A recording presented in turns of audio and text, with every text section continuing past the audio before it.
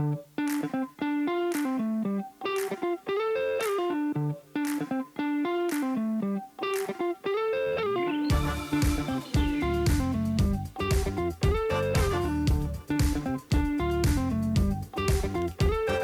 journée porte ouverte de la semaine du notaire a tenu toutes ses promesses, une rencontre riche en échanges et en apprentissage où les participants ont pu bénéficier d'ateliers pratiques et de réponses concrètes à leurs préoccupations.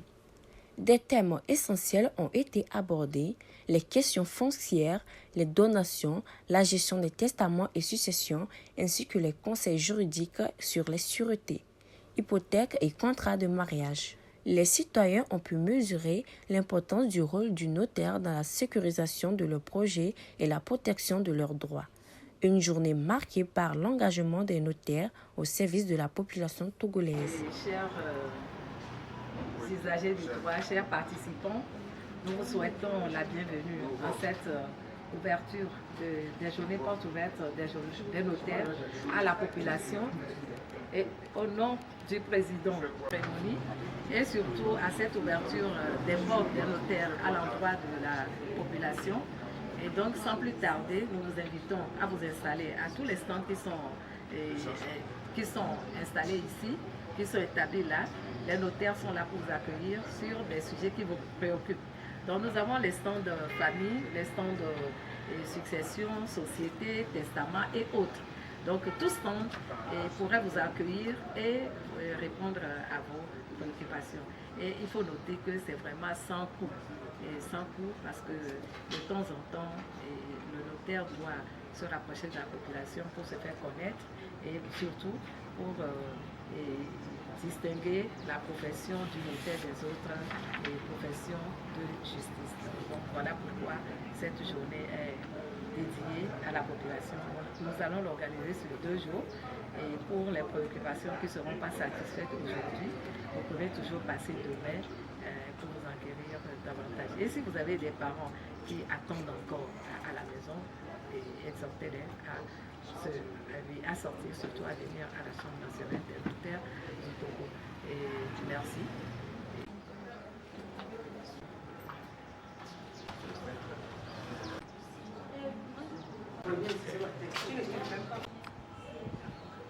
A été violenté par son enfant. Il a apporté atteinte à sa vie. Il est libre de dire que toi, tu ne seras pas parti.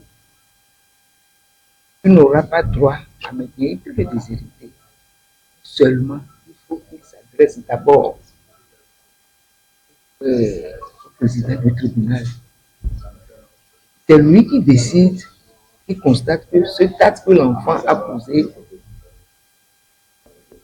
peut entraîner qu'on le déshérite. Si tu ne le fais pas, toi-même tu décides comme ça à le faire.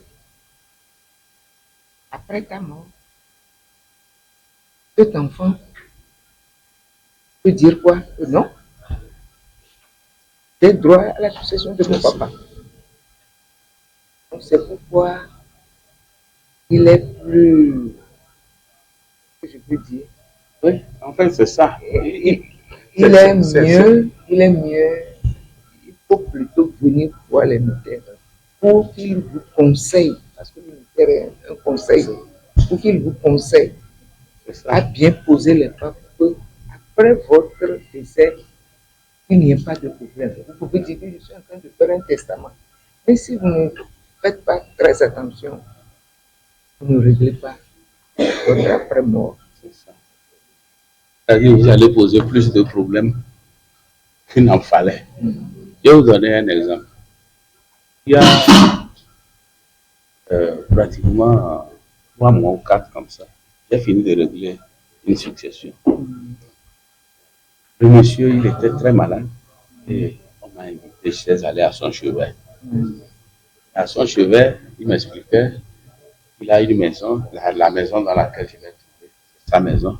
Il dit bon, qu'il a l'intention de vendre, il voulait me confier l'avance. Mais avant, il voulait un testament. Ok. Il fait interroger parle de monsieur, comment vous vouliez ceci, comment vous voulez, il a raconté. Et il dit, oui, bon, sa fille, elle a perdu, elle est décédée, il l'a perdue, elle est décédée.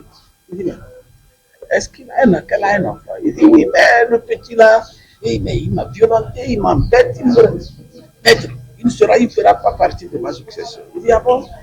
Bon, ok, papa, ce qu'on va faire, saisissez plutôt le juge, prenez un avocat, assignez l'enfant devant le juge. Et puis bon, il va gérer le reste. Sinon, je me verrai dans l'obligation de prendre en compte cet enfant. Ça, c'est la loi qui le dit. Ah bien, bon, je vais sortir le code. Voilà, voilà. Bon, on va voir. Et là, ce monsieur, ce que j'ai fait, toutes les annotations, vous savez, je n'ai pas fini le testament. Quelques semaines après, il est décédé. J'ai invité la famille, je lui ai dit, voilà, ce que votre papa a commencé. Attention, il y a testament, il y a ce qu'on appelle déclaration indicative de volonté. Vous comprenez? Il y a des éléments. Déclaration indicative. Voilà, déclaration indicative de dernière volonté. Ça s'apparente à un testament, mais n'a pas les éléments, ne remplissent pas les conditions qu'il faut pour être un testament, légalement parlant. Et là, j'ai dit, bon, quel sera votre jugement sur la question? Qu'est-ce qu'on fait? Il me dit, maître, est-ce qu'il y a possibilité? Il dit, ben, vous ne pouvez pas priver ce garçon-là des revenus. La famille dit, ben, maître, nous sommes d'accord avec vous, on vous confie la vente, faites la procédure. Et j'ai entamé la procédure. Et nous avons vendu l'immeuble.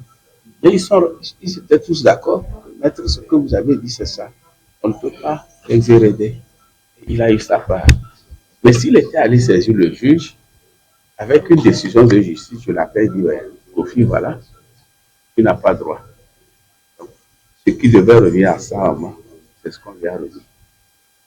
Et donc, s'il y avait une décision de justice, cette faute part-là, on allait la répartir encore sur la quote-part des autres éléments. Vous comprenez pourquoi il est important. Quelle est la particularité du notaire? Je vous retourne d'abord la question. Dites-moi.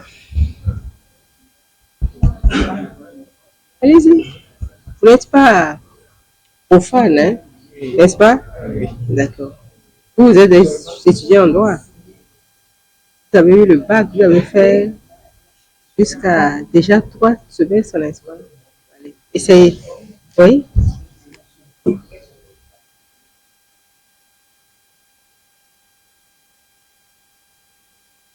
Allez-y.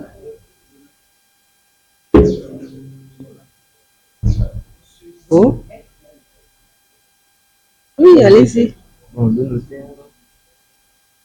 Et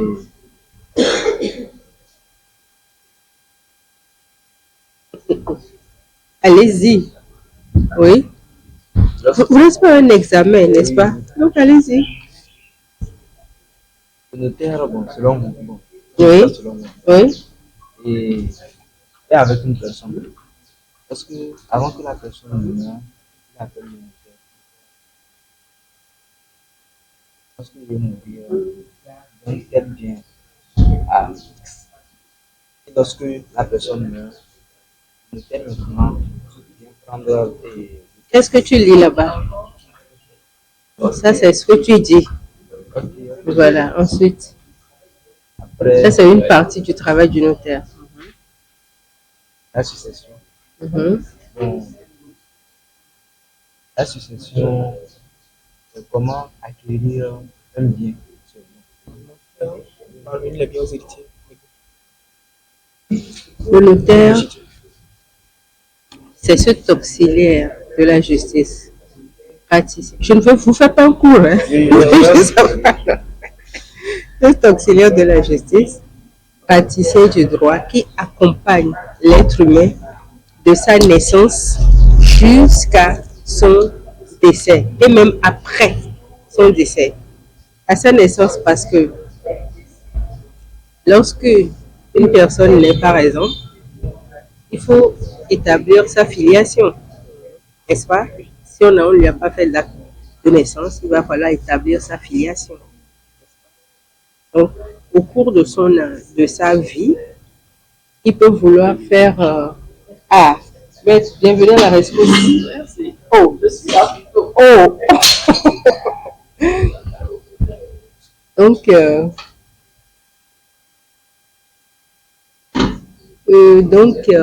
lorsque au cours de sa vie, il va vouloir poser des actes, il faut l'accompagner de façon à ce que les actes qu'il pose soient en concordance, conformité avec la loi du pays et la loi internationale, mais d'abord avec la loi de notre pays. Donc, il faut l'accompagner pour que ces actes aient une légalité, pour que cela n'amène pas après des litiges, ni avec les personnes, ni avec l'État.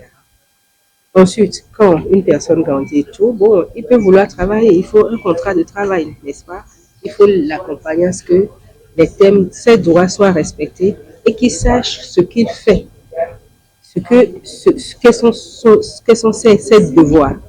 Ensuite, lorsqu'il va vouloir se marier, on a souvent besoin d'un contrat de mariage, n'est-ce pas? Il faut faire le contrat de mariage de façon à ce que chaque époux, chacun sache ce qu'est le mariage et ce qu'il doit faire.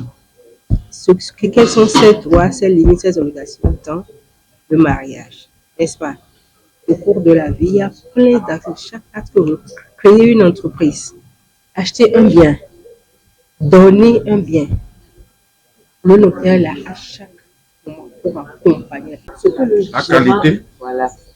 Le profil, la qualité, ce que le gérant doit faire. Avec ses conseils, vous pouvez choisir la personne qui répond à ce qui a cette qualité. C'est vous qui créez votre cela. On ne peut pas recruter quelqu'un pour vous. Il y a la question de responsabilité. Demain, il y aura un problème. Tu vas traduire le notaire que c'est toi qui m'as choisi un gérant délicat. Donc, pour éviter ça, on va te conseiller, comme Madame l'a dit, le profil, les compétences.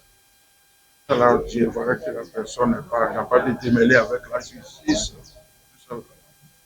J'ai appris aussi que les notaires font le collecte des impôts. Au niveau des impôts, je ne sais pas. C'est eux qui connaissent les impôts pour donner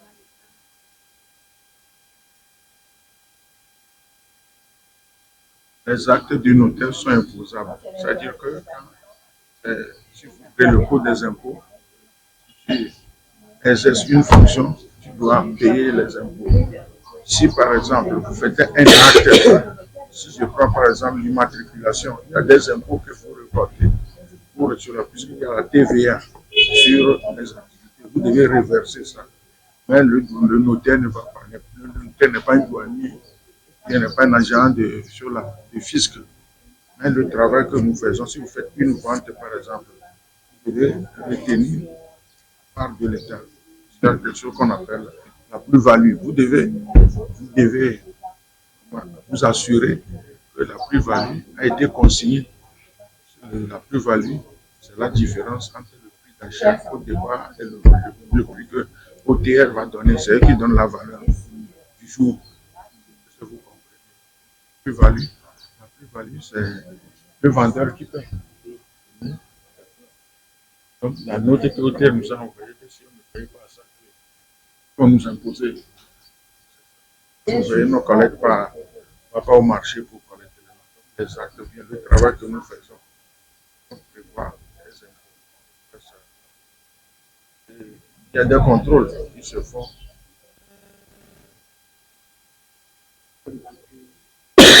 Tous nos actes sont enregistrés. Quand on enregistre,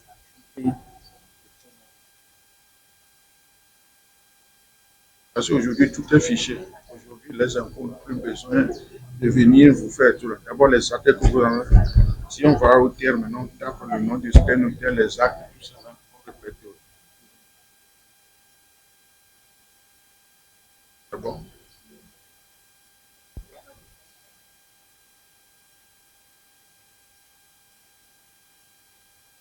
C'est fini? Ce que tu n'as pas fait, peut-être, il faut demander le nom des intervenants prendre leur contact. Tu as besoin de stage. Peut-être demain, tu vas aller voir ta madame. Madame, vous avez rencontré à tel endroit. Est-ce que vous pouvez m'aider? Tu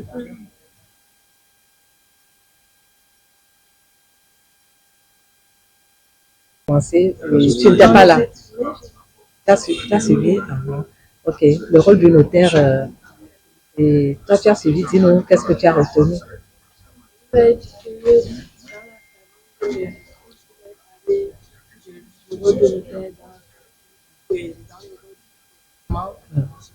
Dans la société, je vous ai expliqué là où il faut continuer les études. Mais en fait, pour reprendre un peu, je disais que le notaire a un rôle crucial dans la vie d'une personne, de sa naissance jusqu'à sa mort. À sa naissance, le notaire peut intervenir pour établir un acte de notoriété valant acte de naissance. Il peut intervenir pour les reconnaissances d'enfants naturels. Il peut revenir et les parents peuvent procéder à l'adoption de l'enfant. Et donc, c'est le rôle du notaire. Et quand la personne grandit, pendant son parcours, son accroissement, à un moment donné, à sa majorité, il va vouloir s'établir et entreprendre. Au moment d'entreprendre, il a la fonction publique, il est dans une entreprise, il est employé, ou il va s'auto-employer, auto-entrepreneur. Il peut vouloir créer une entreprise. Et donc, pour créer une entreprise, il a besoin d'un notaire. Et donc, nous intervenons à ce niveau. Et quand il a des richesses, il peut, de l'argent, il peut vouloir acheter des biens. Et quand il s'agit des biens, il faut les sécuriser. Il faut des contrats d'achat. Ces contrats d'achat ou de vente sont reçus par le notaire. Et s'il se marie, il veut se marier, le notaire aussi peut intervenir dans l'option du régime matrimonial. Le régime autre que le régime de séparation de biens, qui est le régime légal en cours au Togo, si les futurs époux veulent choisir une autre option, ils sont obligés de se référer au notaire pour le choix du régime matrimonial. Et maintenant, en cours de vie sociale, ils peuvent aussi revenir encore sur le régime matrimonial en modifiant. Et donc, ils peuvent revenir voir le notaire pour les modifications apportées au régime matrimonial. Et maintenant, au décès aussi, à sa vieillesse, quand la personne prend de l'âge, il peut vouloir assurer ses arrières en prévenant les litiges qui pourraient naître après son décès. C'est là où le testament peut disposer.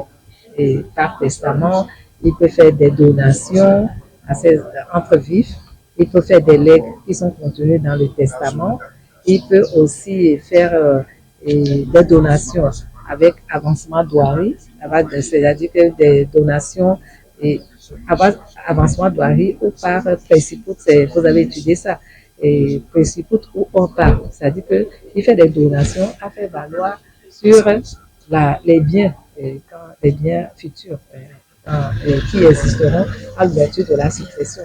Tout comme il fait des donations en tenant compte de la quantité disponible et ces biens qui donnent avec préciput hors part, qui respectent la quantité disponible. Ça veut dire qu'en réalité, c'est des avantages qu'il accorde à telle ou telle personne et pour l'attention que cette personne lui a apportée de son vivant et qui voulait la récompenser. Donc, voilà un peu. Donc maintenant, quand il n'a pas pris ces dispositions, même s'il les a prises à son décès, qu'est-ce qui va se passer? C'est la transmission des biens et de décujus à ses héritiers. Et donc, pour faire cette transmission, il faut connaître les héritiers, les ayants droit. Nous avons les veuves, nous avons les enfants. Mais s'il n'y a pas d'enfants, il n'y a pas de veuves. Il y a des dispositions qui, dans le code des personnes de la famille, qui retracent l'ordre successoral. Donc, le notaire intervient pour établir la relation entre ces biens-là et le docujus. Donc, ça s'appelle les filiations et l'ordre successoral. Et donc, ça, le notaire doit intervenir à ce niveau et puis organiser les ayants droit, il faut désigner l'administrateur des biens. Cela sera l'interface entre et maintenant la succession et l'administration. L'administration pour pouvoir transmettre les biens à chacun des membres de la succession. C'est le rôle du notaire. Et le code foncier dit que tout ce qui concerne, le code foncier c'est lequel? C'est de 2018. Hein?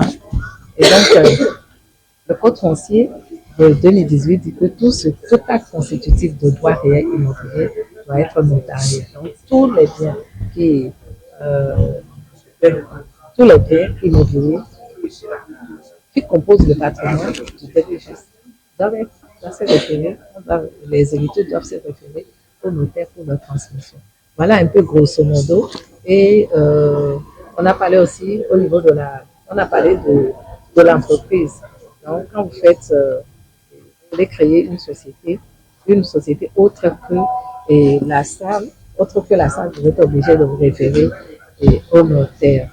Maintenant, pour ce qui concerne la salle, si vous faites un apport d'un bien immobilier à la salle, vous êtes obligé de vous référer au notaire en vertu de l'article que je viens de citer et en vertu de la pratique. Pouvoir lutter ce bien-là au nom de la société. Bon, voilà un peu ce qu'on a dit. Et pour le parcours, j'ai dit que c'est Diamé qui offre de façon concordante et puis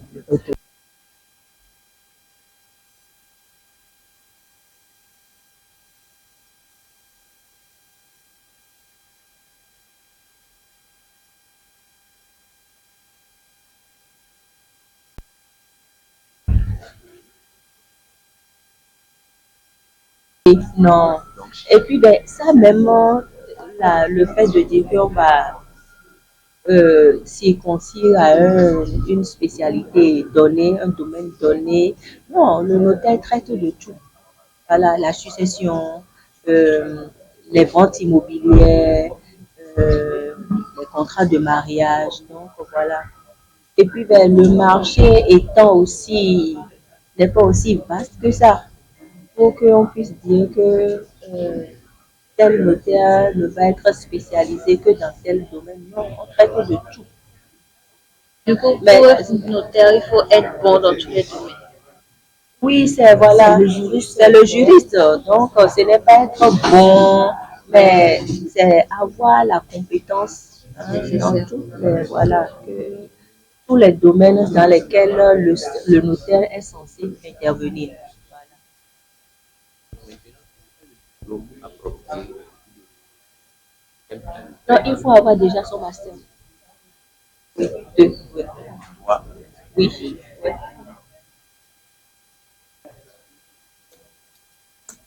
Et l'étudiant a fait le droit public. Il a eu sa licence en droit public. Maintenant, il veut devenir notaire. Est-ce que ça peut se faire ou bien il doit non, ça je n'ai pas. Voilà, oui, sûrement. Mais ça, c'est des nuances que moi, je ne saurais. Ouais. Que vous dites, vous avez fait le droit public. Et bon, normalement, non. Parce que les notaires sont avant tout des privatistes, ceux qui ont fait le droit privé, voilà, le droit des affaires. Hein? Tout dépendra de vos prédispositions, de vos compétences. Et on a vu quand même des gens qui ont fait le droit public. Finalement, ils ont réussi à se convertir dedans. Donc, si vous êtes vraiment disposé à apprendre ou à ouvrir vos connaissances en matière de droit privé, eh bien, vous pouvez. Mais de nos jours, comme le recrutement se fait sur d'abord étude de dossier, avant qu'on envoie ça au niveau de l'université à Moumouni à Niamey. Donc, vous allez constituer le dossier, vous déposez au niveau de la chambre et il appartiendra à celle-ci d'étudier le dossier et de voir si, au regard de tout ce que vous avez obtenu lors de votre cursus universitaire, si on peut vous retenir ou pas. Si on vous retient, vous irez là-bas et ce que vous devez faire, ça va être des efforts supplémentaires pour pouvoir compléter vos connaissances en matière de droit privé. J'ai une question. Et concernant la charge notariale que vous venez de parler, vous nous avez dit que si le notaire n'est plus, que ces charges-là doivent être transmises à un autre notaire. J'aimerais savoir si le notaire a eu des enfants et que l'un de ses enfants est aussi devenu notaire. Est-ce que ça se fait à travers une succession familiale? Est-ce que le fils peut remplacer le père ou bien forcément c'est une autre personne qui peut remplacer? Donc, on l'a dit et notre loi l'organise. La charge qui est attribuée à un notaire tombe en principe dans son patrimoine. Parce que si vous n'êtes pas là, et ça se fait aussi chez les huissiers, quand un notaire vient à mourir, donc la dévolution de sa charge est à discuter entre les héritiers et la chambre. Voilà. Ça se discute entre celui qui prétend prendre ça, les héritiers et la chambre, et comme ça on trouve les moyens de pouvoir. Parce que c'est pas parce que je suis mort, vous avez vu ma charge, que vous allez venir demander à prendre ça. Non. Donc c'est pas non, si l'enfant, si un des héritiers a la qualité, voilà, a le diplôme, voilà. C'est de ça qu'on parle, oui. Mais s'il n'y a pas d'héritier ayant ce diplôme de notaire, voilà. aussi ça se discute, si ça tombe dans le patrimoine du notaire, voilà, décédé, c'est avec la chambre que voilà, on doit liquider. Je ne sais pas si on a prévu à une tierce personne. Ouais. La famille aura Bien sûr, voilà, c'est pourquoi nous vous disons que ça tombe dans le patrimoine. Voilà. Donc, mais si, comme vous l'avez dit, il y a un enfant qui a fait le droit, eh bien,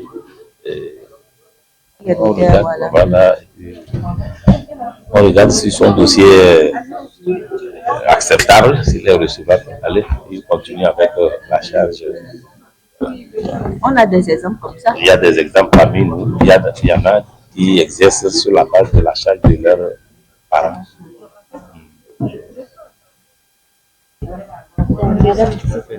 D'abord, on peut avoir Maître d'Almeida Joana. Maître Adia Mourou.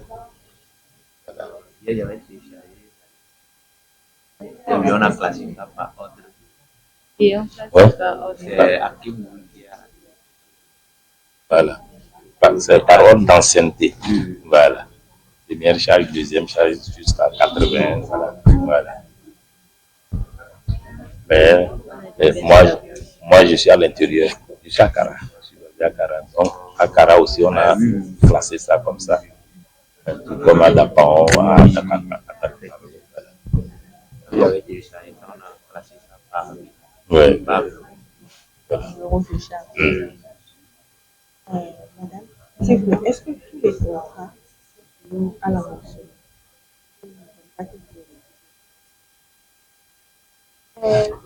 Oui, en principe, tous les actes notariés sont soumis à d'enregistrement. Tous les actes, en principe. Voilà. Il y en a que nous faisons par forme, voilà, nous le faisons par forme sous seing privé et on certifie. Voilà, on certifie. Là, ça s'apparente à un acte sous seing privé. Voilà. Sinon, tous les actes que nous recevons sont enregistrés. Et on peut avoir des exemples d'actes sous seing privé. Il y en a plusieurs, par exemple les ventes. Par exemple, le reçu d'achat, reçu de vente de terrain ou bien quoi que, voilà. C'est-à-dire que le vendeur, l'acheteur, on fait comme si c'est eux qui ont rédigé. Et maintenant, à la suite, nous, on certifie leur signature. Donc ça, c'est un acte sous seing privé. Oui. Et après cette certification, pour cette forme-là, c'est pas... Presque à tous les carrefours. Au point de vue financier. C'est à vous de savoir que c'est bon. c'est votre gagne-pain. Comme je l'ai dit, mieux vous êtes compétent, mieux vous travaillez, mieux vous aurez une bonne clientèle. Et c'est seulement même en défaut. En principe, nous devons consigner ça. Mais puisque nous n'avons pas la clé de consignation. Normalement, il doit exister une caisse de dépôt et de consignation. Oui. Une caisse comme une banque spéciale pour rien que pour les notaires, où on dépose. L'argent ne devrait pas normalement être sur notre compte bancaire, comme on fait aujourd'hui parce qu'on n'a pas le choix. L'argent devrait être sur ces comptes-là pour justement éviter la confusion du notaire entre les sommes qui lui appartiennent et les sommes qui sont destinées à des clients. Mais nous n'avons pas nous n'avons pas ça. C'est en gestation. On a voulu même qu'on dépose ça au trésor, mais on n'a pas voulu. Parce que par exemple, quand on dépose au trésor, celui qui doit signer pour le retrait de ces sommes, ça doit être notre président, le président de la Chambre des notaires. Mais l'État n'en veut pas. Et nous aussi, on n'en veut pas. Parce que si c'est l'État, imagine. Vous venez retirer vos sous, ça va la croix, la bannière. Ça vous fait encore des formalités, TikTok, et les clients vont commencer par crier sur nous. Ça implique aussi des frais qui seront supportés par le client. Oui, et imaginez ça. Moi j'ai une question. Une question qui pour les étudiants. La question de stage. Parce que j'aimerais savoir si la Chambre nationale des notaires du Togo des opportunités de stage pour les étudiants en droit. Il y a deux types de stagiaires. Il faut valider. Voilà. Il y a des stages, on va dire, de tout genre. Le stage qui est obligatoire. Voilà, le stage qui est obligatoire, qui est prévu, en votre qualité d'aspirant notaire, vous écrivez à la Chambre, et la Chambre vous appuie et vous êtes à vous placer dans l'une des offices. La Chambre écrit à tous les notaires avec la liste des stagiaires inscrits en qualité d'aspirant notaire et, entre guillemets, certains réagissent directement, vous appellent, et si vous avez la malchance quelque part de rester un peu derrière et de ne pas avoir eu de stage, la Chambre vous trouvera un stage. Parce que ça fait partie des obligations quelque part que vous avez pour pouvoir finaliser. Si vous avez pu être pour pouvoir appuyer ce que ma conseillère vient de dire, nous avons signé un partenariat avec l'Université de Lomé. C'est Dada, tous les étudiants sont autorisés à faire des stages. Nous avons signé un partenariat dans ce sens. Donc, ça ne pose pas de problème. Ce n'est même pas à discuter. Ok. Parce que quand j'étais dans la chambre au temps de l'UNICEF, nous avons signé un partenariat avec Kuroko. Oui, à l'époque. Ouais, donc mais la priorité est donnée, entre guillemets, à ceux qui sont inscrits sur la liste, mais sur le principe, la profession est ouverte parce que vous pouvez être dans une filière et avoir un intérêt pour la profession et vouloir, entre guillemets, tâter un peu le terrain, voir ce qui se passe, savoir si vraiment vous voulez changer de filière ou pas. Donc, sur le principe,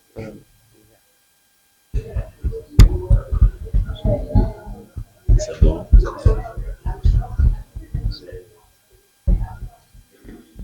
Pour la loi aussi, vous pouvez noter. Je vous ai déjà dit la loi numéro 009. 600 statut là, oui. Si vous allez à Edith Togo, vous demandez. Le journal officiel avec. Il y a le journal officiel. Vous pouvez lire. C'est pour ça qu'il dit qu'on parle de maître, mais aujourd'hui c'est master 2. Équivalent. Oui, c'est ça, master 2. Et les journaux officiels, c'est combien maintenant? C'est 500. Il faut payer 1000 francs. Ouais, 500 000 francs, c'est le journal officiel. Ça, vous allez lire.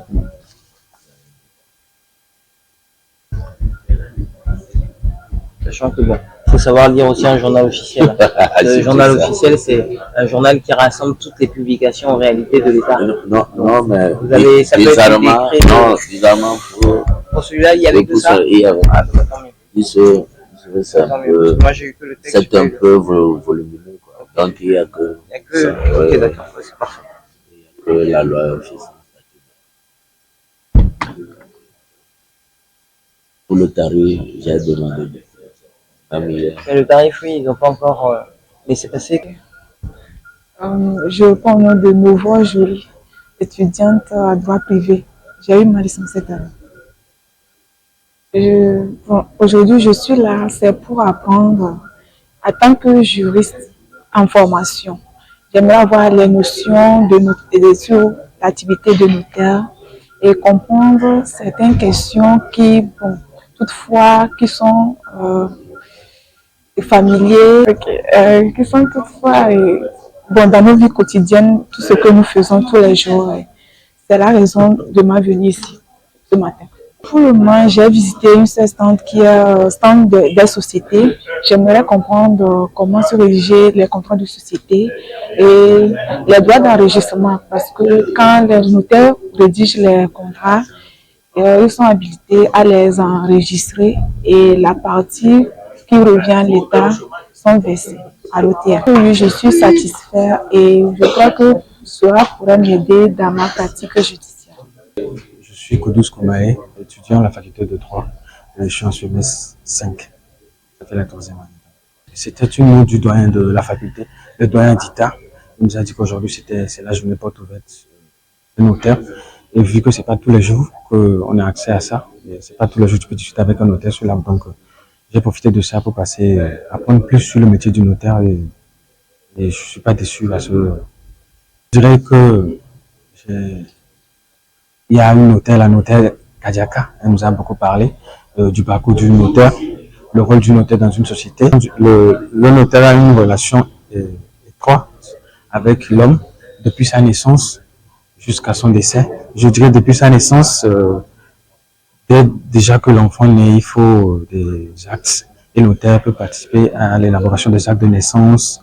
Et quand c'est pas un enfant, quand c'est pas l'enfant de la personne, on peut l'adoption. En cas d'adoption, c'est le notaire qui règle tous ces trucs-là. Et quand l'enfant il grandit plus tard, quand il grandit plus tard et qu'il peut-être il veut exercer un métier, il peut faire l'appel à un notaire quand il veut créer une société, tout ça. Le notaire intervient là-bas lors des apports, quand il s'agit des apports, je dirais, en nature et tout ça. Et plus tard, quand il grandit et il doit épouser une femme, lors du mariage, s'il faut faire un acte, c'est le notaire. Ou bien s'il faut changer tout ça, c'est le notaire qui intervient. Et plus tard, quand il y aura des enfants et quand il va vieillir, s'il faut assurer ses descendants, ses ayants droit par des testaments et tout ça, c'est toujours le notaire. Et bon, après ça, ces enfants auront besoin du notaire pour éclaircir les propos du vieux. C'est ce que je peux dire à propos de ça. Peuvent faire acte de candidature les étudiants disposant du diplôme décerné par des institutions ayant la reconnaissance du CAMES. Ça, c'est une condition indispensable. Parce qu'il y a de ces écoles qui se créent à l'appel qui n'ont pas la reconnaissance du CAMES.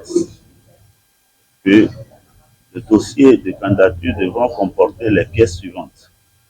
Une demande manuscrite du candidat, une copie d'attestation de réussite ou de diplôme de licence en droit privé pour une inscription de première année en master ou de diplôme de première année de master ou maîtrise d'un cursus de master en droit notarial ou une inscription en deuxième année de master.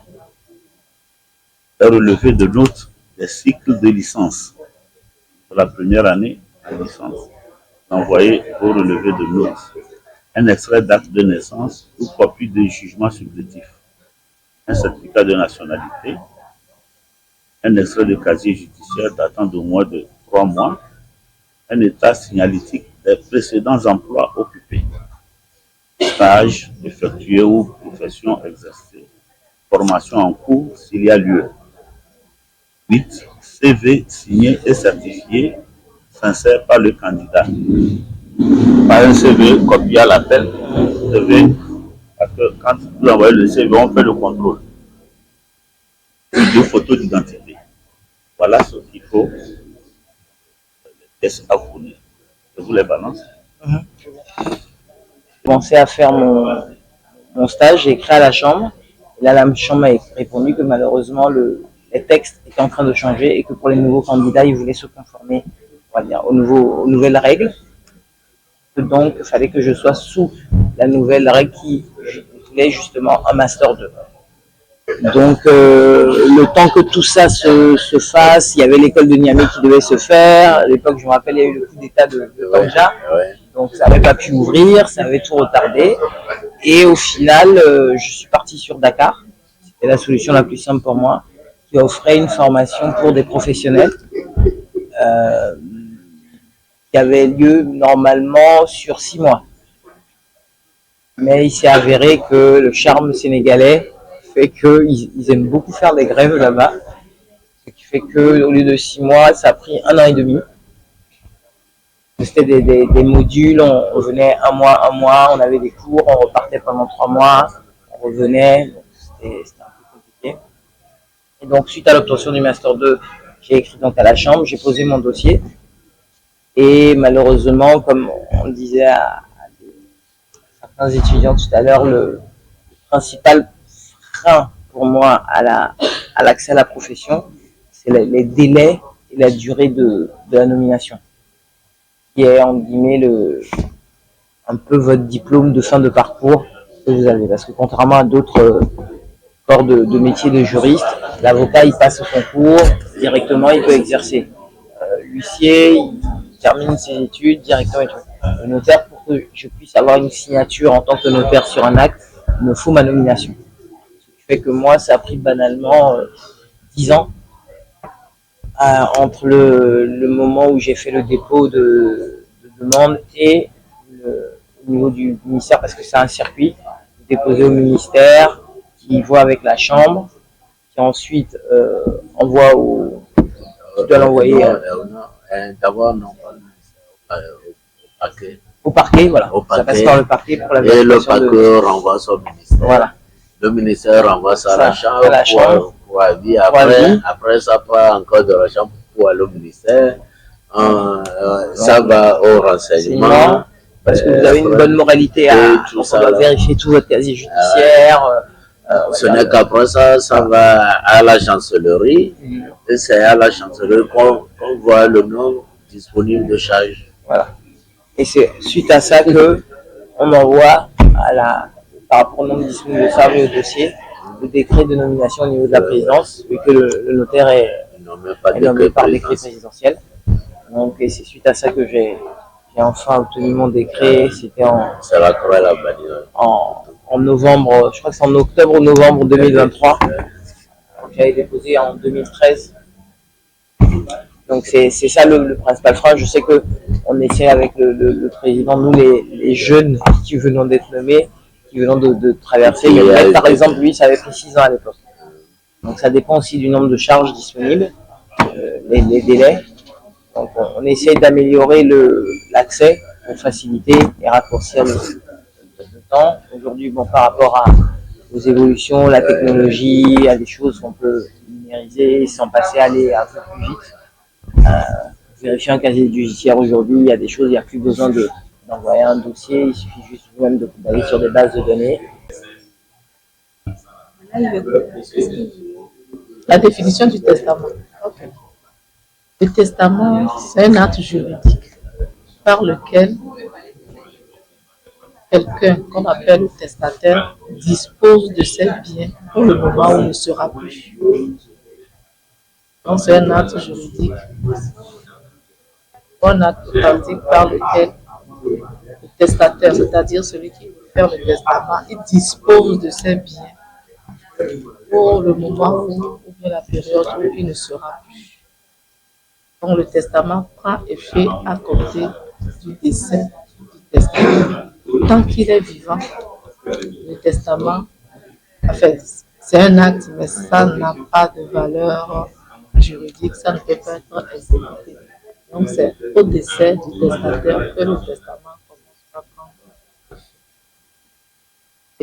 Et dans le testament, on peut procéder au partage des biens, on peut faire des déclarations qu'on n'a pas pu faire de son vivant, on peut même reconnaître un enfant illégitime parenthèse, légitime en parenthèse, un enfant hors mariage. Qui n'avait pas été, Voilà, qui n'avait pas été reconnu du vivant du monsieur. n'avait pas eu le courage. Donc, le monsieur peut procéder à cette reconnaissance-là et dans le testament. Dans tous les cas, il sait que c'est après lui, quel que soit l'effet que ça va faire. Le mot que ça va faire, il est déjà parti. Après voir le début.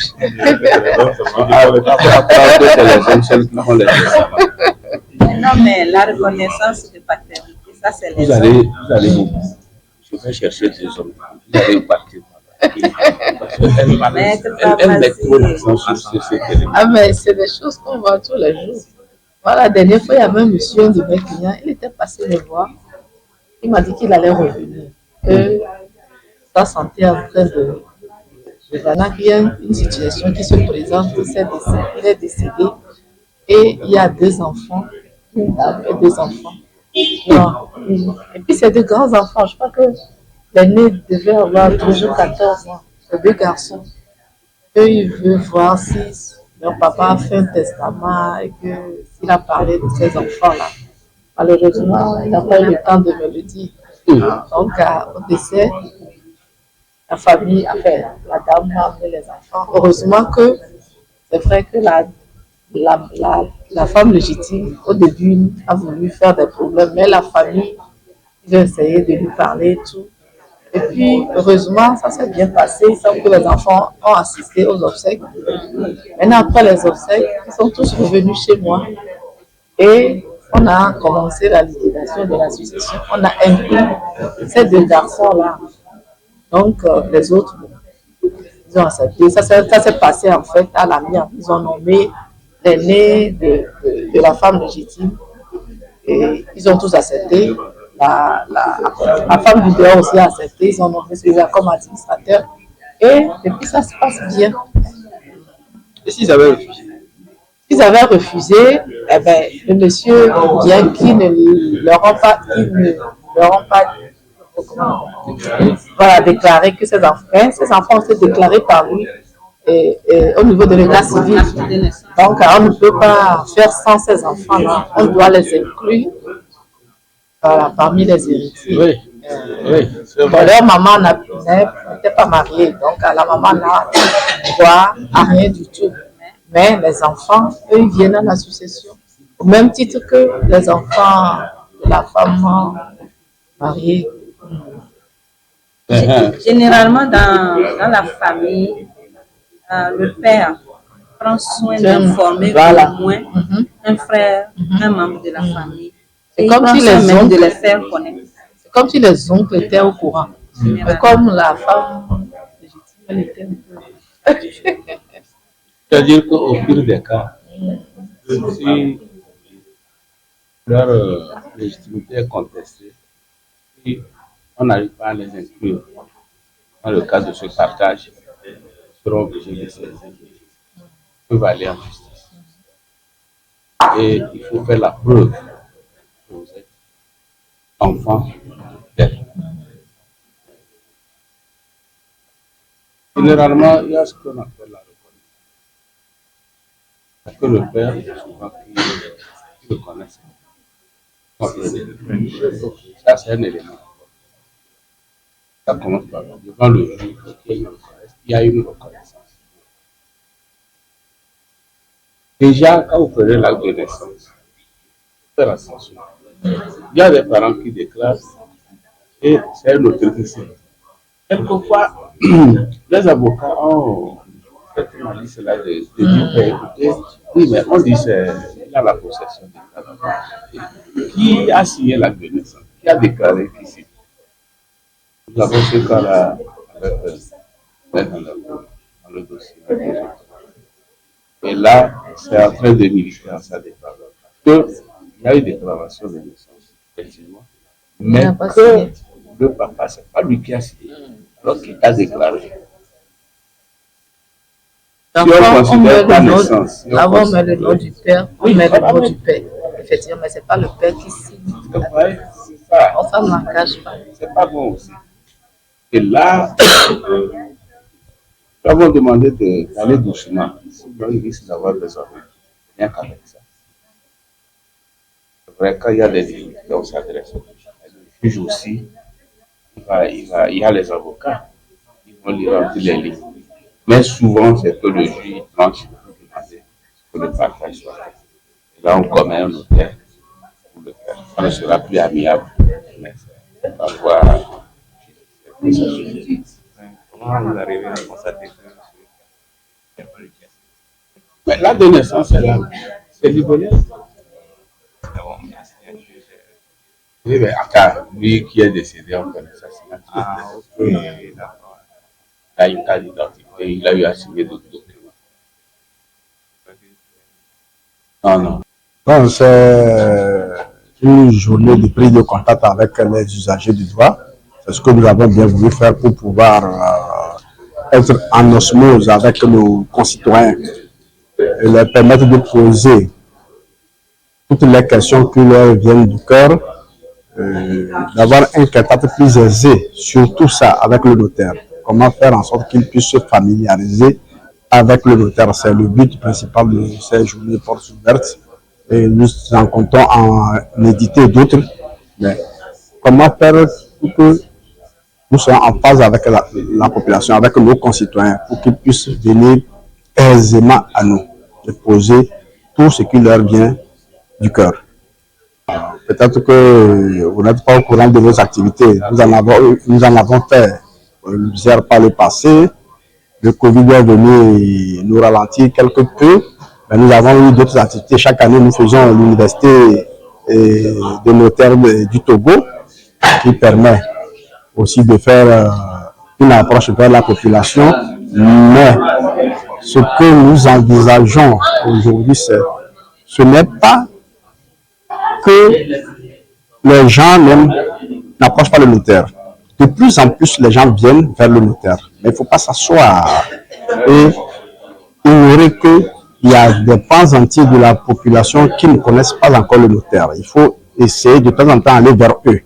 Pas seulement à l'OME, mais à l'intérieur du pays aussi, pour que d'autres puissent savoir ce que c'est que le notaire, l'approche. Sinon, pour beaucoup d'actes qui sont obligatoirement du domaine du notariat, les gens viennent consulter le notaire, mais nous n'allons pas nous asseoir et regarder certains ignorer ou certains se faire avoir parce qu'ils ne connaissent pas le droit.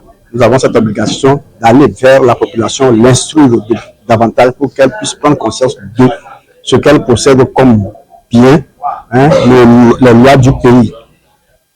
Pas qu'on dise, ce n'est pas tout le monde qui est au fait des arcanes de la loi pour pouvoir vraiment prendre des décisions.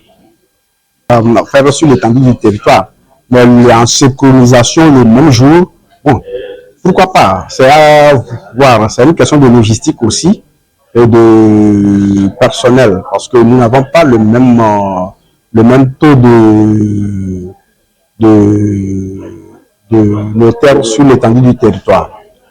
C'est un manque qu'il faut pallier, mais cela viendra. Pour pouvoir réussir, c'est que nous puissions nous déplacer vers la population. C'est pour commencer par lui apprendre à connaître ce que c'est que le notaire, le métier du notaire. Les bandes d'annonces, peut-être que nous aurons besoin de vous pour pouvoir en concevoir pour demain, parce que en tant que notaire, bon, on se dit souvent, ça peut aller, mais avec les autres professionnels, surtout de l'information, je crois qu'ils peuvent nous aider à mieux préparer ce genre d'annonces pour le futur. Non, vous avez parlé de maillage, c'est un truc important. Ce n'est pas parce qu'il manque d'informations. Nous sommes 80 notaires aujourd'hui. L'accès est assez tamisé. Comme je viens de le dire, nous ne sommes pas en nombre suffisant sur le territoire. Parce que dans le principe, il faut un notaire pour un certain nombre de populations.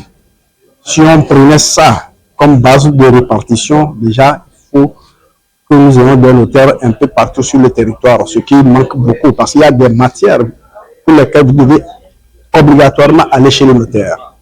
Si vous avez des pans entiers de notre territoire qui n'ont pas de notaire, c'est vraiment un déséquilibre par rapport à ces populations.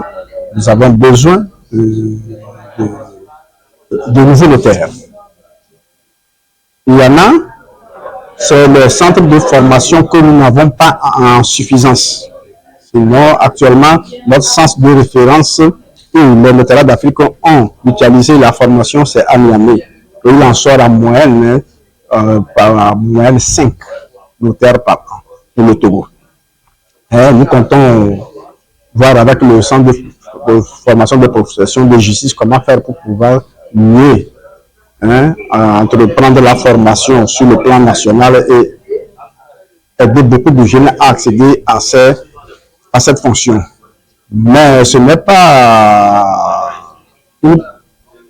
une particularité du Togo. Dans tous les pays, c'est que l'accès est limité parce qu'il faut un nombre précis chaque année compte tenu de l'évolution de certaines localités. Le recrutement se fait sur cette base pour un certain nombre de populations. Ce qu'il va falloir aussi magnifier, c'est tellement avec les jours à venir, c'est les sociétés de notaires qui donneront plus accès à la profession aussi.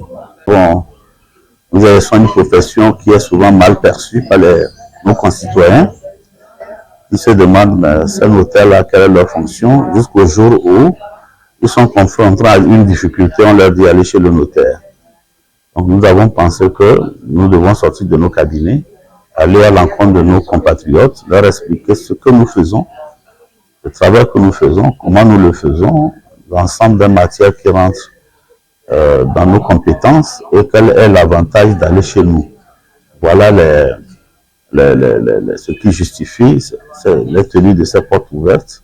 Ils doivent être multipliés à loisir.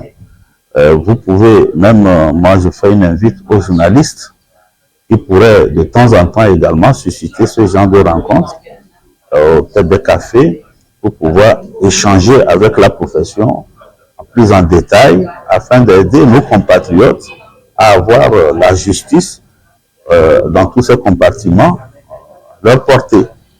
Donc c'est une belle initiative que nous devons encourager. À tout moment, de sa naissance à sa mort, l'homme a besoin du notaire.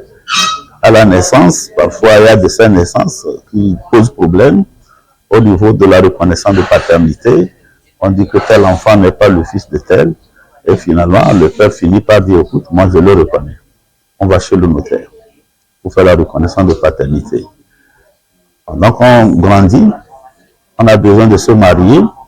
Si on doit choisir un régime qui est autre que le régime de séparation des biens, on doit aller chez le notaire faire ce qu'on appelle le contrat de mariage.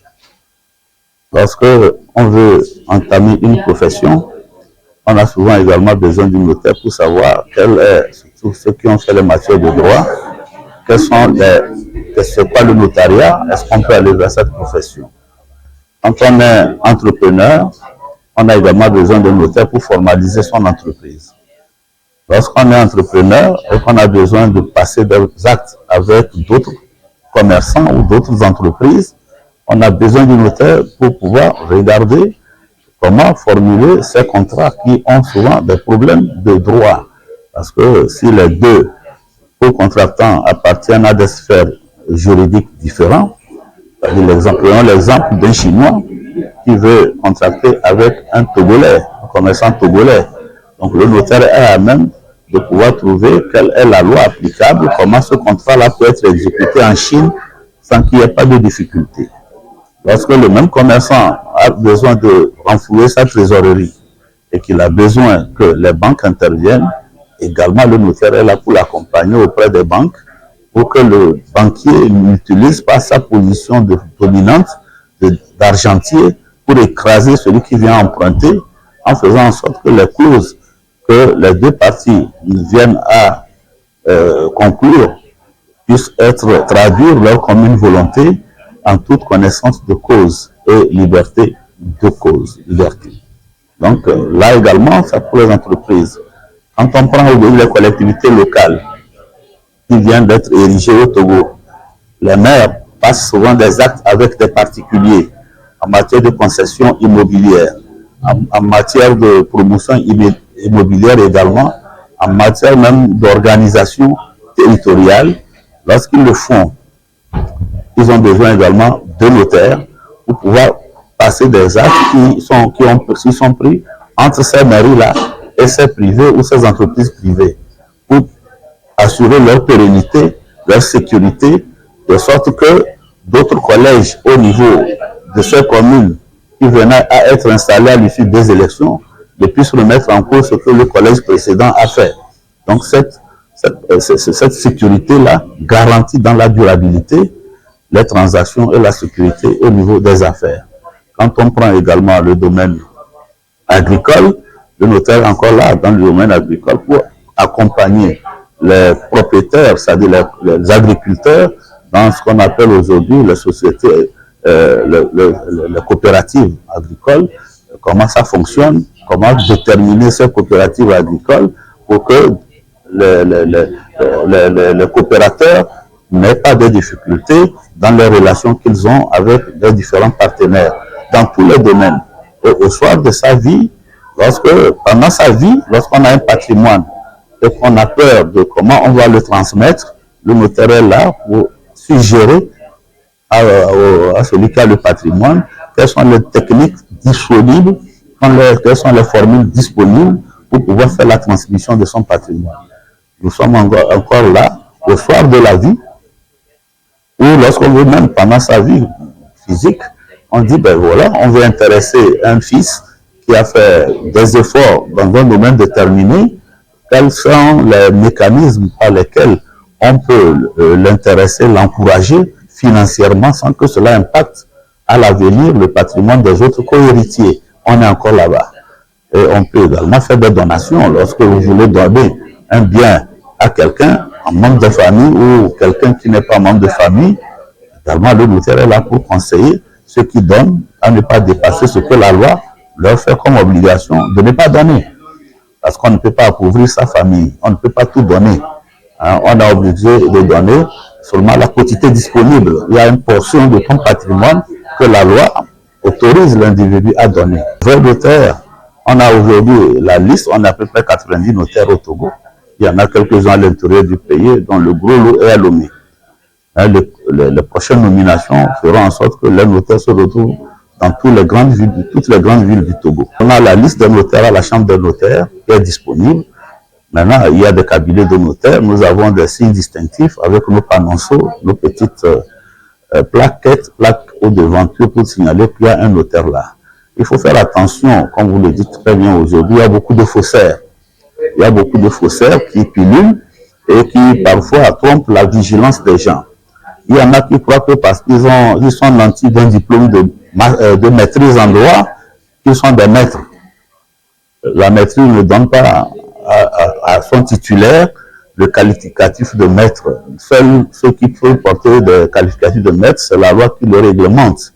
Donc, il y a les professions de justice, il y a le greffier qui est maître, le commissaire-priseur qui est maître, l'huissier de justice qui est maître, l'avocat qui est maître, le notaire qui est maître. Mais le juge n'est pas maître. Vous avez compris, non? Il y a également, peut-être dans les professions hôtelières, le maître d'hôtel, parce que également, ça c'est une spécificité à ce niveau. Donc, ce n'est pas parce qu'on a un diplôme quelconque qu'on a le qualificatif de maître. Donc, il faut un cursus et des conditions pour y arriver. Mais il y a de ces 4 visites qui pullulent à travers la ville où on voit maître tel, vous lui demandez, il est avocat, il dit non. Il est d'être notaire, non. Ici, non. Finalement, il y a beaucoup de tromperies qui se déroulent en ville et les Togolais doivent être vigilants. Il existe aussi des enfants, il y a une chose qu'on appelle la possession des cas. C'est-à-dire que le papa n'a pas reconnu l'enfant comme tel par un acte. Mais si durant toute sa vie, il s'est comporté comme s'il était le père des enfants, genre, c'est lui qui payait leur scolarité, leur donnait à manger avec récurrence. Donc, tous ces éléments peuvent être apportés comme valeur devant le juge pour aller prouver qu'on a une possession du cas.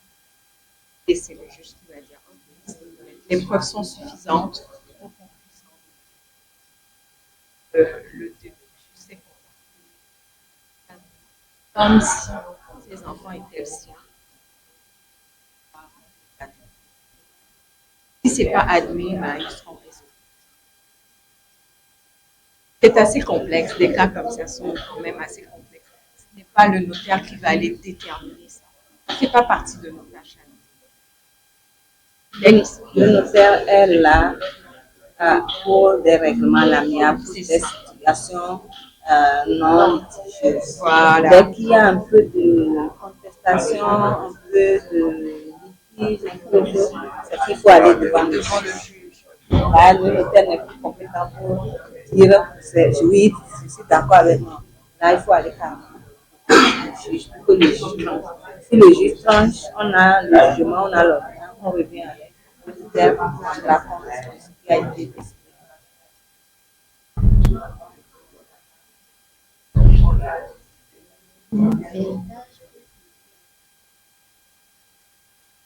Oui. Est-ce que l'État peut léguer à une autre personne qui n'est pas de la famille? Pas en totalité, mais quelqu'un qui a travaillé toute sa vie, il y a une petite portion que la personne peut donner à qui elle veut. Ça peut être un de ses enfants, ça peut être au voisin. Et c'est vraiment déterminant. On ne peut pas commencer à vous donner les quantités maintenant parce que c'est toute une réglementation qui vient avec, dépendamment du nombre d'enfants. Il y a plein de règles qui viennent. Mais la personne peut, il y a une petite partie qu'on peut donner à qui on veut. Donc ça peut être carrément quelqu'un qu'on va croiser dans la rue. Pas la totalité. Pas la totalité. Non, selon la loi, tu as la parole. Oui, non, je disais s'il n'a aucun héritier. Ça, c'est différent. C'est qu'il y a des héritiers. C'est qu'il y a des héritiers. C'est qu'il y a des héritiers où il y en a pas. Il y a des héritiers. Ah non, s'il y a des héritiers, c'est pas possible. Non. Les pas décider de donner ça à une personne. Non, comme elle a dit, il y a une partie une part qui doit revenir obligatoirement. Maintenant, il y a une partie pour laquelle tu peux disposer de donner à autre personne, à des associations, à des, tu peux le faire. Mais c'est un partage, c'est une partie déterminée qui ne doit pas être dépassée. Si le respectif se parle là et il dispose bien que cela soit partagé à ses équipes, c'est déjà bon. Maintenant, la petite part, il est libre de donner, de faire si c'est ça, il n'y a pas de problème. Mais tous les visages, ça sera contraire à la loi.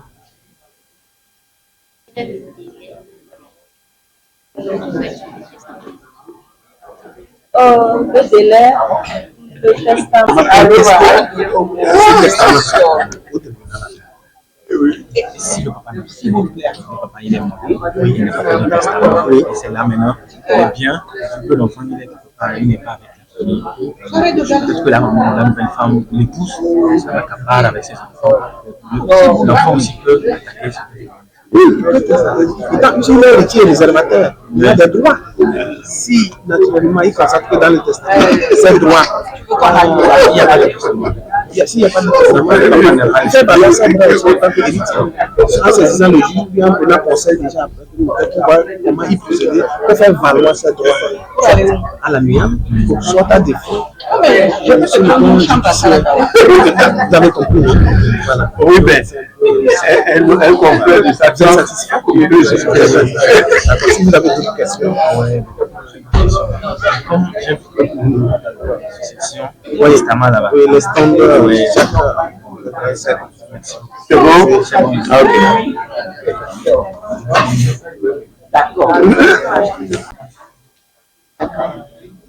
C'est ça, il n'y a que ça pour vous protéger. Quand il y a un problème, vous sortez votre droit de propriété, là, ça vous libère votre chose. Si vous avez que le reçu ou le plan, ça ne vous protège pas. D'accord, oui, Il y a certaines personnes, les gens, ils sont bons. C'est pas tout le monde qui a les moyens en fait. Non, la troisième personne, il a les moyens. Du coup, lorsqu'il va acheter ça, il va faire un dimanche. Mais peut-être les deux autres personnes, les deux premières personnes sont en cours. Ils cherchent les sous pour créer le titre. Alors, quand vous achetez votre terrain, aujourd'hui, on ne fait plus les 3 tampons. On fait un tampon avec avis favorable. Déjà, quand vous achetez votre terrain et que vous établissez ce plan-là avec avis favorable, là, vous êtes déjà dans la base de l'OTR. Vous êtes dans la base de l'administration. Quelqu'un qui vient acheter, il va aller, on va dire non, mais ce terrain a déjà été acheté. C'est pas du temps où on faisait les 3 tampons, où, voilà, on ne sait pas si le terrain a été déjà acheté ou pas. Donc, au moins, si vous calez comme ça, mais ne restez pas sur un tampon avec avis favorable. Il faut poursuivre. Parce que déjà, le plan avec un tampon et avis favorable ne vous donne pas un droit de propriété. C'est pour ça que vous ne pouvez même pas vendre avec un plan. Vous n'êtes pas propriétaire. Le plan, oui, le plan est à votre nom, mais ne vous confère pas un droit de propriété. Je voulais même en venir au niveau des plans. Parce que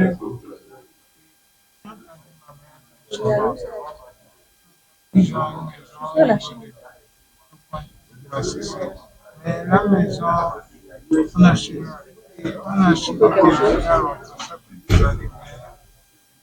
comment dire, la maison n'a pas de titre. Elle n'a que deux tampons. Sur le plan. Ah oui. Il faut créer un titre. Sinon, s'il y avait une personne, la personne vous voyez que sans titre, vous n'êtes pas protégé. Vos biens ne sont pas protégés. Même un jour, l'État voudra cette partie parce que c'est peut-être bien positionné. Si vous n'avez pas de titre, avec quoi vous allez discuter? Alors que si vous avez un titre, vous pouvez discuter. Et là, vous pouvez...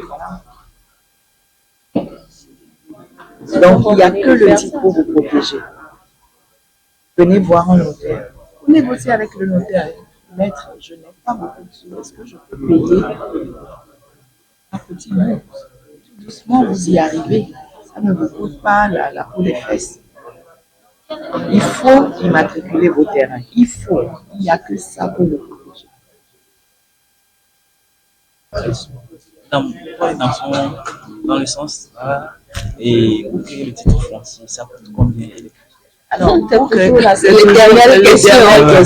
On n'est pas en mesure de vous répondre tout simplement parce que nous, on va attendre que l'OTR nous donne la valeur vénale du terrain à l'instant où vous introduisez le dossier. Vous achetez un terrain en 1995 à 500 francs, vous venez me voir en 2025, il faut que moi je fasse que l'OTR me dise aujourd'hui, là, le terrain coûte combien? C'est sur cette base-là que nous calculons vénal. À l'instant T, vous savez que tous les 4 à 6 mois, les terrains prennent de la valeur. Il suffit qu'au moment où vous avez acheté ce terrain dans la bourse, à la chambre des notaires, après il y a la voie qui passe, après il y a l'électricité, après il y a une station d'essence, après il y a une supérette. Tout ça, ça donne de la valeur au terrain. Donc, tous les 4 à 6 mois. Donc, l'idéal, c'est que quand vous achetez aujourd'hui, faites tout pour créer. Parce que si vous attendez un an, ça ne sera plus la même valeur. Le terrain n'aura plus la même valeur qu'au moment où vous l'aviez acheté.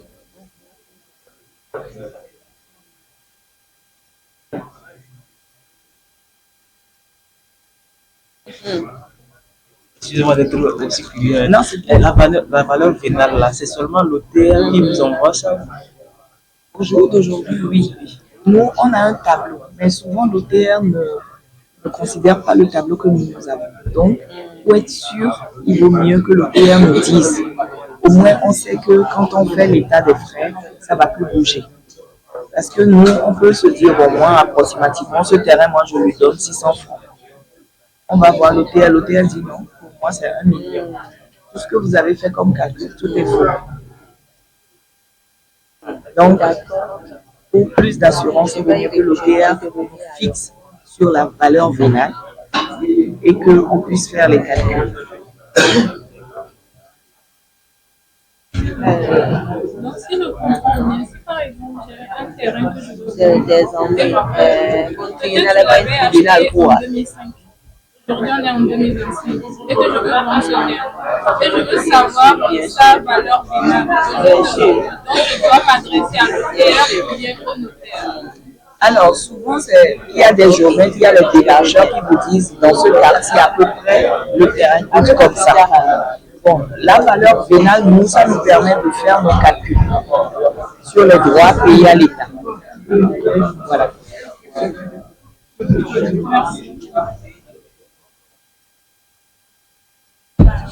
S'il vous plaît, madame.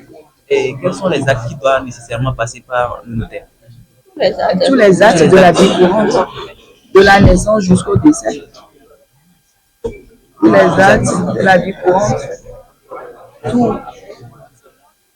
Ah ben oui, tout ce que vous voulez seulement, vous pouvez que quand même pour donner sécurité et fiabilité.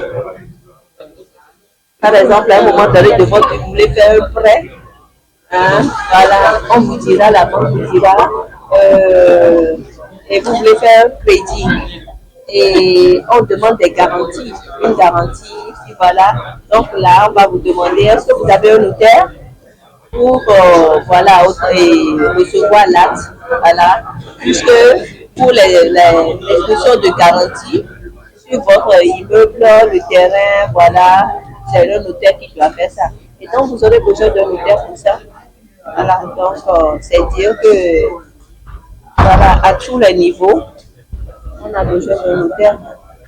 Ce n'est pas ignorance que vous ne venez pas, allez pas voir les notaires. Donc, quand vous transmettez le message à vos parents aussi. Voilà. Surtout, c'est tout le plus courant, c'est les contrats de vente. Où les parents achètent seulement et puis ils vont mettre ça sous le lit. Et puis ils disent qu'on a 3 tampons. Hein, et puis c'est fini. On garde ça comme voilà. Non, voilà. Mais là, même il y a plus de 3 tampons. Souvent on dit c'est cher chez le notaire. Mais bon, c'est comme ce que vous ne savez pas, on dit c'est cher chez le notaire, vous ne venez pas. Mais après, pour aller chez, quand vous vous rendez compte qu'avec votre 3 enfants, que 3 autres personnes ont ont acheté le même terrain, c'est là que maintenant vous allez chez les avocats et chez le juge et vous payez 10 fois, 20 fois plus ce que vous aurez payé chez le notaire pour sécuriser votre transaction. C'est une mauvaise opinion qu'on a des notaires, que chez le notaire c'est cher. Hein. Moi je ne comprends même pas. Ce qui fait que quand ils disent en même temps, avec leur plan et le contrat, combien ça va coûter. Je dis, mais c'est pas possible. On ne peut pas vous dire. Non, on ne peut pas. On veut bien, mais on ne peut pas. Vous avez des témoignages à nous donner par rapport à l'exemple que vous venez de donner.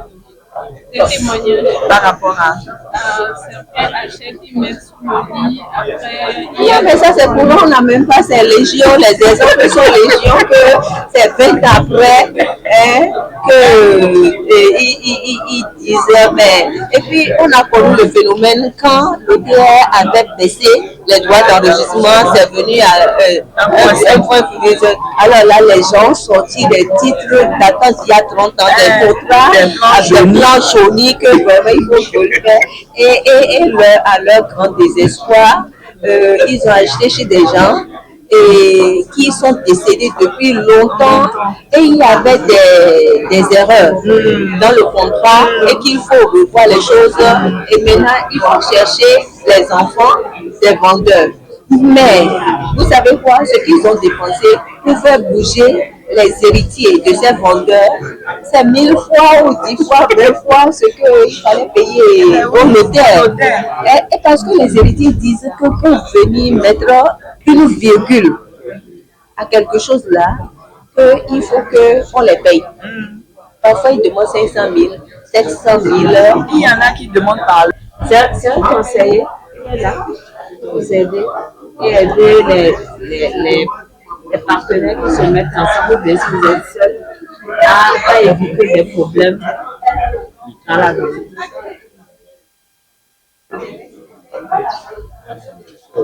Si je peux ajouter un mot à cela, il faut dire que le rôle du notaire ne se limite pas seulement à la création de votre société, de votre entreprise, Mais ça fait un autre débat, puisque le notaire aussi peut assurer le secrétariat juridique de votre entreprise si vous le souhaitez ainsi. Et donc, tous les actes juridiques qui doivent être préparés obligatoirement par la société, qui vous dira quand est-ce qu'il faut le faire, comment il faut le faire. Le rôle du notaire peut encore aller dans la vie de la société, de la société, il vous accompagne dans la vie de notre société et même au moment de la mort de la société, c'est-à-dire le tissu de par anticipation, votre notaire est là, d'accompagner dans le processus.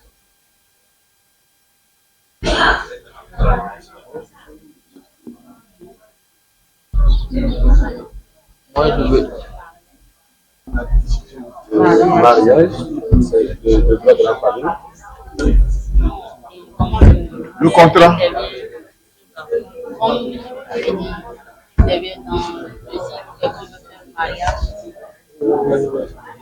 Pour le mariage, vous savez, quand vous voulez vous marier, en principe, dans d'autres pays, de nos jours, on exige le certificat nuptial. C'est ce certificat qui prouve que vous êtes allé devant un officier, vous avez pris tous les renseignements nécessaires qui vous permettent de choisir librement le régime matrimonial qui convient à votre union. Est-ce que vous voyez? Donc, préalablement, il faut choisir le régime. Vous m'en allez vers le notaire, vous le dites, si vous faites votre activité, le monsieur est capable. Il va vous poser quel régime serait compatible à votre profession. Et après, quand vous avez décidé de s'unir, d'aller au mariage, par exemple, au Togo, nous avons trois régimes. Il y a le régime de la séparation des biens, tous les régimes de droit commun. Il y a le régime de la communauté des biens et le régime des biens mobiliers. Donc, ici, par exemple, au Togo, la loi dit, si vous voulez vous marier et que c'est le régime, si vous ne dites rien, c'est le régime de droit commun qui s'applique. Et par exemple, si vous voulez opter pour le régime de la communauté, vous êtes obligé d'aller sur le notaire pour faire le contrat notarié de mariage. Dans ce contrat, le maire, l'officier, ne peut pas signer votre mariage sous le régime de la communauté. Donc, le notaire reçoit le contrat de mariage qui va régir votre union et après signature. Et si c'est pressé, le notaire même peut vous délivrer l'attestation comme quoi il a reçu votre contrat qui est en cours d'enregistrement. Pour que le maire, avec l'attestation du notaire, puisse célébrer le mariage en attendant l'expédition du contrat qui va vous être délivré. On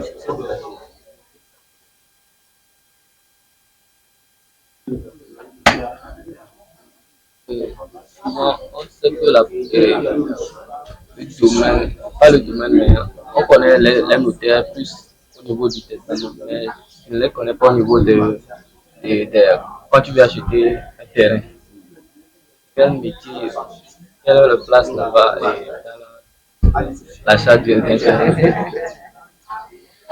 Aujourd'hui, en principe, au Togo, c'est bien spécifié qu'on ne peut pas faire une transaction immobilière sans la présence du notaire.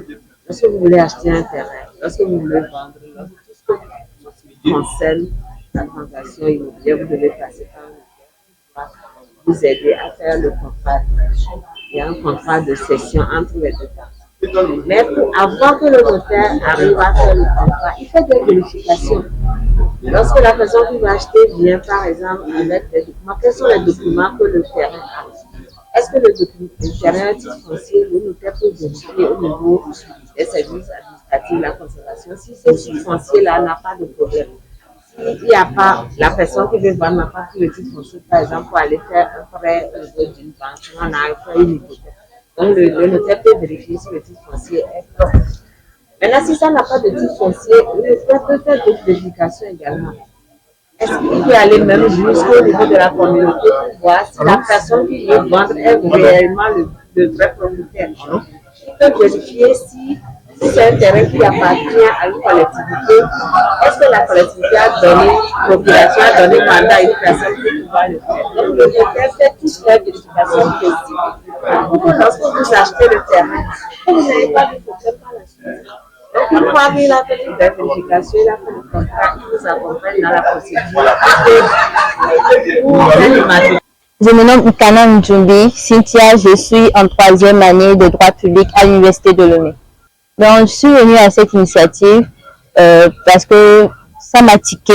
Quand j'ai vu l'information, je me suis dit, ouais, je dois venir rencontrer les notaires.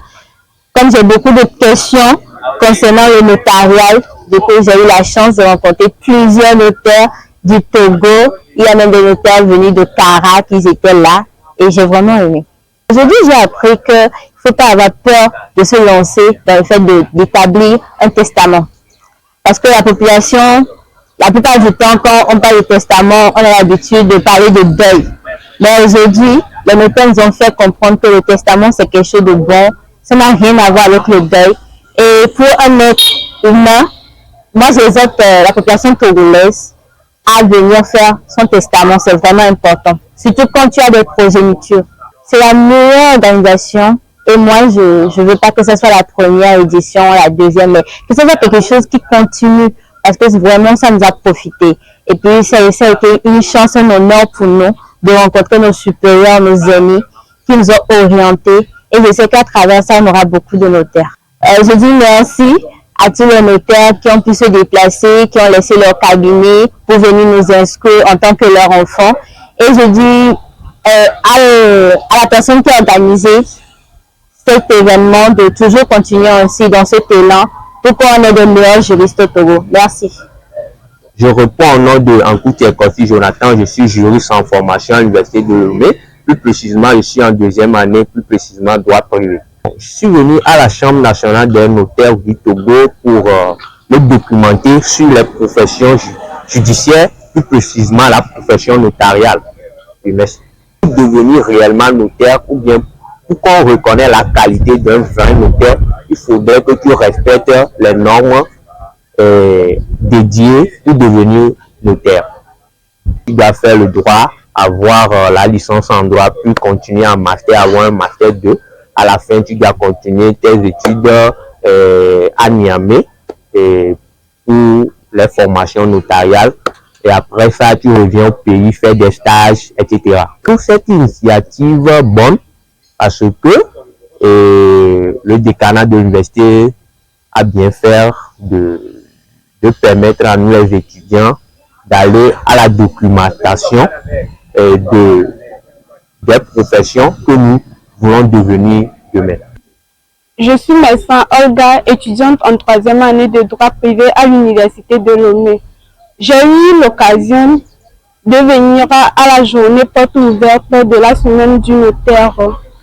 C'est un grand plaisir pour moi car j'ai rencontré des notaires qui m'ont beaucoup inspiré, surtout des femmes notaires. J'ai appris les différentes missions des notaires et aussi les différents domaines d'intervention des notaires. Je réponds au nom de Hervé Adesson. Je suis étudiant en 1re année de droit. Cette journée nous a été dédiée à l'occasion pour rencontrer des notaires et pour nous donner plus d'éclaircissements sur les actes notariés dans la vie courante, tout comme dans la vie sociale. Je remercie l'initiateur de cette organisation qui nous a accordé l'occasion de nous retrouver ici afin d'avoir plus d'éclaircissement et plus de renseignements sur le métier de notaire. Coucou, moi c'est Timidiba Merveille, je suis étudiante en 3e année de droit privé à l'Université de Lomé. Aujourd'hui, on a été conviés à la journée porte ouverte du notaire où on a eu à rencontrer plusieurs notaires du Togo.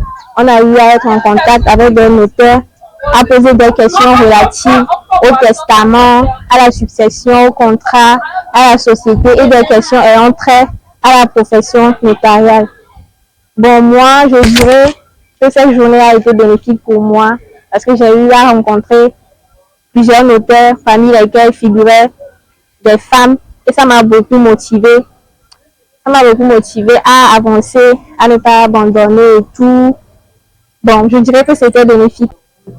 Un notaire, il y a une variation.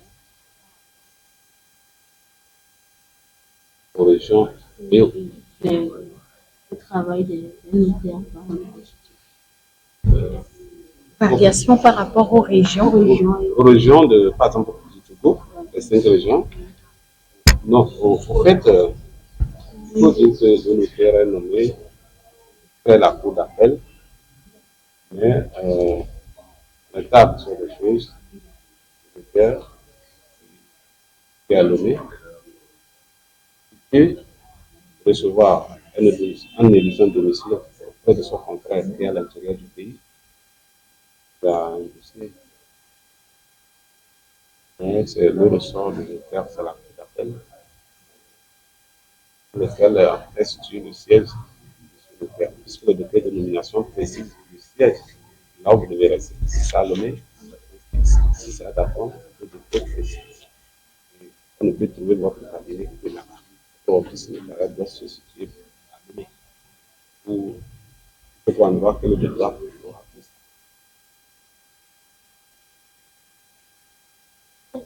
Même cherche. Je sais que le notaire peut jouer le rôle de conseiller juridique, identification des actes, sécurisation des transactions, médiation en cas de conflit, protection des héritiers, accessibilité aux droits. Est-ce qu'il y a un domaine auquel le notaire peut toucher?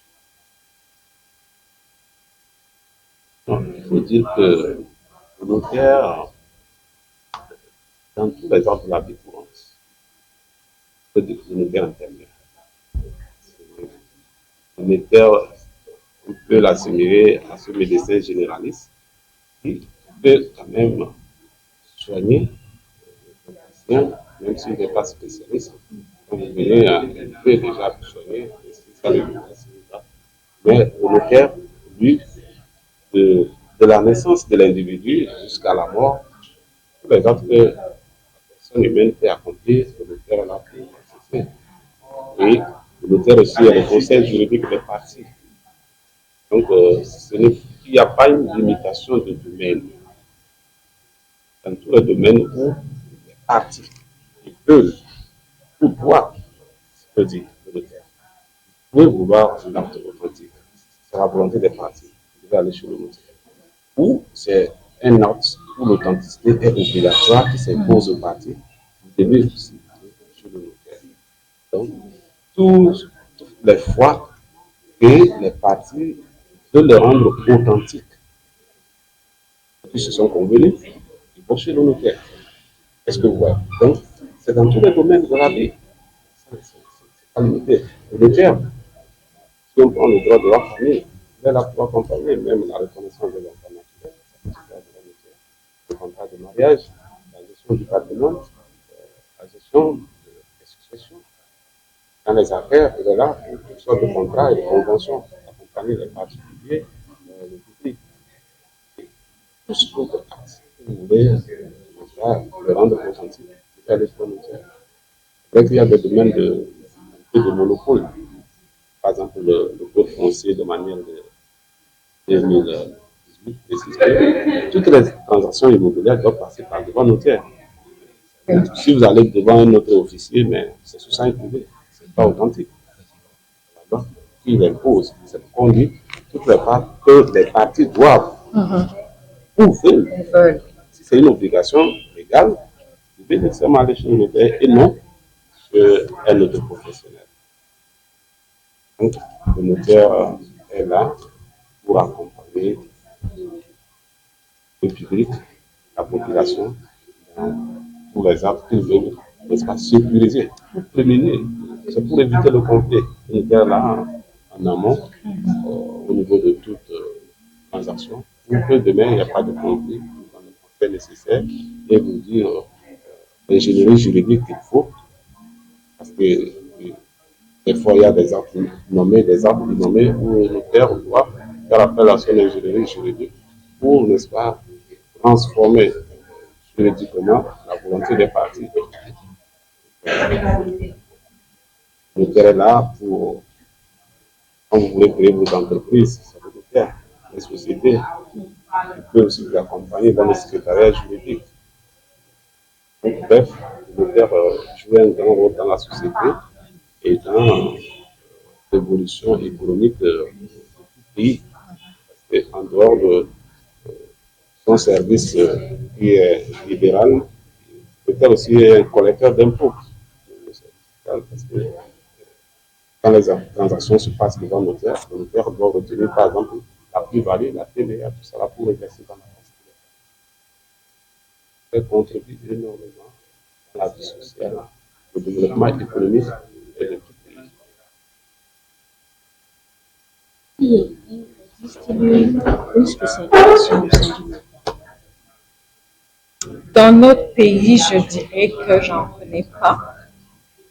Ailleurs, on peut en trouver. Il y a des notaires qui se spécialisent. Mettons, surtout quand c'est une association de notaires, en fait, ils sont plusieurs à travailler ensemble.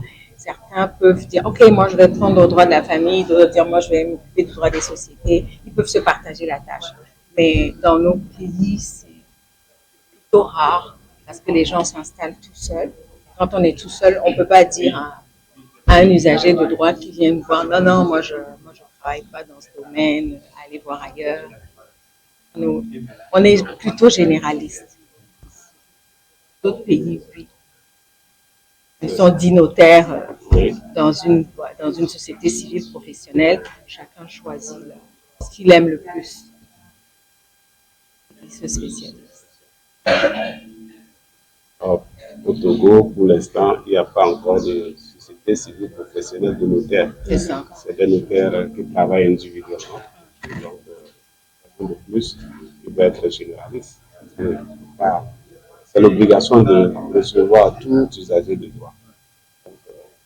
L'usager de droit ne peut pas venir et dire « Ah, moi, je ne travaille pas dans ce domaine ». Je vous remercie. Je salue d'abord cette belle initiative des notaires de pouvoir se rapprocher de la population en ce début d'année. Je profite pour présenter tous mes vœux de santé, de paix, de bonheur à tous nos usagers et à toute la profession. Donc c'est une journée vraiment que nous saluons, qui va véritablement nous permettre à la population de mieux s'imprégner de nos quotidiens, de comment nous réglons les problèmes, de quel type de problèmes nous sommes en mesure de les accompagner à régler. Vous voyez bien que les stands sont multiples. Vous allez voir les stands de succession, des stands de comment accéder à la profession, des stands même de comment ouvrir son entreprise et toute forme de conseil que vous pourriez avoir auprès du notaire. Donc vous voyez la multiplicité des stands, vous allez souvent constater que les notaires sont sollicités pour le règlement des successions. Vous savez bien que les problèmes que suscite le règlement des successions sont énormément délicats et c'est les experts que sont les notaires qui sont les meilleurs conseils pour vous assister. Vous allez également voir comment on peut créer une entreprise. Aujourd'hui, nous sommes dans la phase des réformes qui permet aujourd'hui de pouvoir disposer de son entreprise en quelques heures. Donc, les notaires sont les mieux également à même de vous amener à vous munir d'une entreprise en moins d'une journée. En plus, il y a aussi les gens nous sollicitent également pour les testaments, d'autres pour les procurations, tout type de contrat que tout individu peut être amené à faire avec une institution, personne morale ou personne physique. Le notaire est le maître, le pin d'affaires de l'élaboration de tout contrat. Les avocats, comme les huissiers, nous sommes tous des professionnels de justice. Mais chacun a son compartiment. Les avocats défendent et plaident la cause des usagers devant les juges. Bien vrai qu'ils sont également conseillers dans l'élaboration des contrats. Mais il y a des types de contrats que la loi oblige les gens à venir faire chez le notaire. Notamment lorsque vous voulez acquérir un immeuble. La loi vous oblige aujourd'hui à aller chez le notaire pour faire le contrat. Lorsque vous voulez faire une procuration, la loi vous amène obligatoirement chez le notaire. Lorsque vous voulez faire un testament authentique, c'est chez le notaire que vous le faites. Lorsque vous voulez prendre une hypothèque sur un immeuble, c'est également le notaire qui est le seul expert juriste qui est en mesure de vous aider à le faire. C'est justement la bonne raison des journées portes ouvertes pour permettre au public de savoir en quoi le notaire est utile. et également de leur permettre de nous accéder facilement. Des fois, les notaires constituent pour la majorité de la population un mythe. On dit qu'ils sont trop chers, ils sont un peu compliqués, mais quand vous vous rapprochez de nous, vous allez savoir plutôt que c'est comme un médecin. Sans le médecin à côté du malade, la guérison ne viendra pas. Donc le notaire est très utile à tout individu, comme l'est le médecin pour tout patient.